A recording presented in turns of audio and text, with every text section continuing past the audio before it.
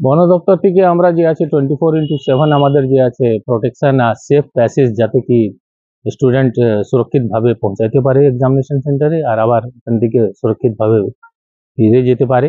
আমরা যৌথভাবে আমার ফরেস্ট ডিপার্টমেন্ট আছে, সিভিল ডিপার্টমেন্ট আছে, পুলিশ ডিপার্টমেন্ট আছে, আমরা সবাই কোঅর্ডিনেটেড ম্যানারে আমরা এই ব্যবস্থা নিয়েছি। স্যার, কতগুলি হাতি আছে?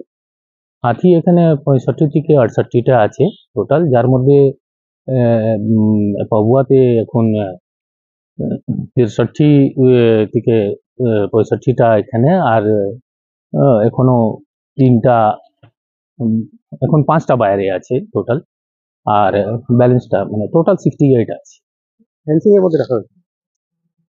ফেন্সিং এক্স্যাক্টলি নাই, ওটা আমরা একটু প্রোটেক্টেড এরিয়াতে রেখেছি, যাতে কি যে আছে হাতিটা স্ট্রে আউট যেন না হয়, বাইরে যেন না যায়, আর বাইরে মিনস মানে নন ফরেস্ট এরিয়াতে যেন না থাকে, যাতে মানে হিউম্যান প্রোটেকশন ম্যান্ডেটটাকে আমরা মুখ্য রূপে যে আছে সে লক্ষ্য রেখেছি।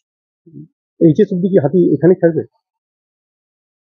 এইচএস অব্দি হাতি হাতি তো এখন আছে, হাতির যে আছে সেলফ ট্রিগার মুভমেন্ট হলে তখনই যে আছে সে, আদারওয়াইজ হাতি যে অব্দি ন্যাচুরালি থাকবে এখানে থাকবে, এইচএস অব্দি তো থাকবেই, কেন কি প্রোটেকশন পয়েন্ট অফ ভিউতে এটা ইম্পর্টেন্ট আছে।